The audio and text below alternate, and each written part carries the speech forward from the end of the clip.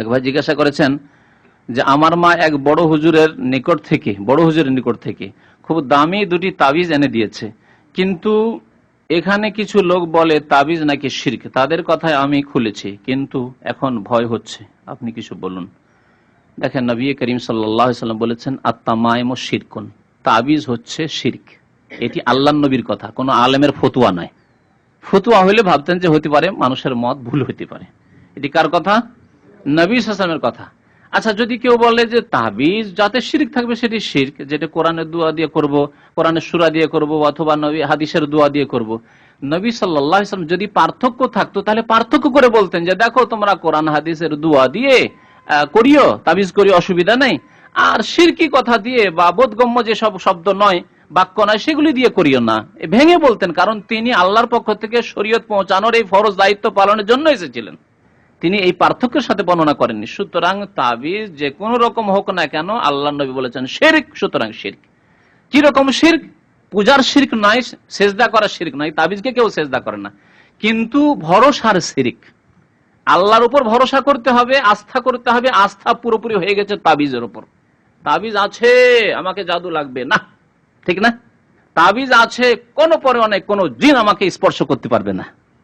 মনে বল কি জন্য? এই তাবিজের পুরোপুরি বল হচ্ছে এই তাবিজের উপর। তাবিজ আছে, যদি তাবিজ না, এই যে মন খুব দুর্বল হয়ে পড়েছে, ভয় লাগছে, কেন? আস্থা হারা হয়ে গেছেন। আস্থা ছিল কিসের উপর? তাবিজের উপর। তাহলে আল্লাহর উপর আস্থা না হয়ে তাবিজের উপর আস্থা হওয়া, এর নাম কি? সে কোরআনে সূরা দিয়ে তাবিজ হোক, আর দোয়া দিয়ে তাবিজ হোক, আর গাছগাছড়া দিয়ে তাবিজ হোক, আর অন্য কোন শিরকি কলিমা দিয়ে তাবিজ হোক, আস্থা তো তাবিজের উপর। আল্লাহ কি বলছেন? বহু আয়াত রয়েছে, একটি আয়াত বলছি ওয়া আলাল্লাহি ফাতাওয়াক্কালু ইন কুনতুম মুমিনিন, আল্লাহর উপরেই একমাত্র ভরসা করো যদি তুমি মুমিন হও। তাহলে তাবিজের উপর যে ভরসা করবে সে কি মুমিন না মুশরিক? মুশরিক হয়ে যাবে। তারপরে যারা বলে কোরআন হাদিসের দোয়া দিয়ে তাবিজ করব, এমন কি খারাপ কথা? হ্যাঁ, খারাপ কথা। আরেকটি খারাপ কথা আছে, সেটা হচ্ছে যে পেশাব পায়খানায় কোরআনের কত অবমাননা করছেন, আল্লাহর নবীর দোয়ার কত অবমাননা করছেন। এটি কি হারাম নয় আপনার জন্য? দিনে কতবার গুনাহগার হচ্ছেন তাবিজ নিয়ে পেশাব করতে গিয়ে, পায়খানা গিয়ে, গোসলখানা গিয়ে, কতবার গুনাহগার হচ্ছেন আপনি? স্ত্রীর কাছে গিয়ে, আর মহিলার গায়ে তাবিজ থাকলে স্বামীর কাছে গিয়ে। সুবহানাল্লাহ, চিন্তা করেন না? তাহলে শিরকও আছে, এবং এই কোরআন এবং হাদিসের, আল্লাহ এবং রাসূলের কথার অবমাননা, মানহানিও আছে, যা কুফরির আশঙ্কা নিয়ে আসে আপনার জন্য। সুতরাং খবরদার, তাবিজের উপর ভরসা না করে আল্লাহর উপর ভরসা করেন। যারা আমরা তাবিজ করি না, জীবনে লিখি না, তাদের কি ক্ষতি হয়েছে বলুন তো দেখি? আল্লাহ না চাইলে কারো ক্ষতি হবে না। আর আল্লাহ যদি চান কারো কোনো বালা মুসিবত, তাহলে ভালো মানুষ হলেও বালা মুসিবত আসতে পারে, পরীক্ষার জন্য আসতে পারে, আর খারাপের আযাব মুলুক আসতে পারে। খারাপের উপর বালা মুসিবত আযাব শাস্তি হিসাবে আসতে পারে, আর ভালো লোক সৎ লোকের উপর কোনো বালা মুসিবত বিপদ আপদ পরীক্ষার জন্য। দেখি পরীক্ষা আমার বান্দা পাস করছে কিনা। ইব্রাহিম আলাইহিস সালামকে পরীক্ষা করেছেন, ইউসুফ আলাইহিস সালামকে জেলে দিয়ে আল্লাহ পরীক্ষা করেছে, আইয়ুব আলাইহিস সালামকে অসুস্থ করে আল্লাহ পরীক্ষা করেছে, পরীক্ষা করছেন। সুতরাং আল্লাহর উপর ভরসা করেন আর তাবিজ করবেন না। এই তাবিজের সাথে আরেকটি প্রশ্ন ছিল, মুখে আমাকে জিজ্ঞাসা করেছিল এক ভাই, সেটা হচ্ছে যে এক ভাই সুতা বেঁধে রেখেছে। সুতা অনেকে বালা রাখে, পায়ে হোক, হাতে হোক, বাচ্চার কোমরে হোক, রাখে না? কালো হোক আর সাদাই হোক, যাই হোক না কেন, নবী করিম সাল্লাল্লাহু আলাইহি সাল্লাম নিষেধ করেছেন।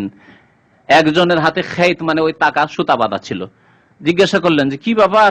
বলছে মিনাল ওয়াহেনা, আমার দুর্বলতা বা আমার এক রোগ আছে, সেই রোগের কারণে, রোগ থেকে আত্মরক্ষার জন্য সুতা বেঁধে রেখেছে, টাকা বেঁধে রেখেছে। নবী সাল্লাল্লাহু আলাইহি ওয়াসাল্লাম বললেন ফাইন্নাহু লা ইয়াজিদুকা ইল্লা ওয়াহনা, আরো বেশি তোমার রোগ বৃদ্ধি করবে, এই সুতাতে তোমার রোগ আরো বৃদ্ধি করবে। এক মনের রোগ, ওয়াসওয়াসা, মনের দুর্বলতা, যে সুতা যদি বাই চান্সে ছিঁড়ে যায়, পড়ে যায়, তাহলে বিপদ হবে।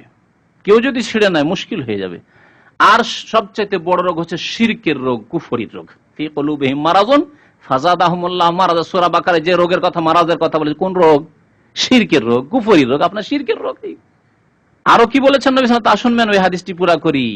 ফাইন্নাকা লাউ মিত্তা, এই অবস্থায় তুমি যদি মারা যাও, ওয়াহি আলাইক, আর এই সুতা তাগা বালা যদি তোমার কাছে থাকে, তোমার হাতে কোমরে বা তোমার ছেলে মেয়ের হাতে কোমরে, বাড়িতে ইত্যাদি যদি থাকে, মা আফলাহতা আবাদা, কোনদিনই তুমি মুক্তি পাবে না, কখনো তুমি মুক্তি পাবে না।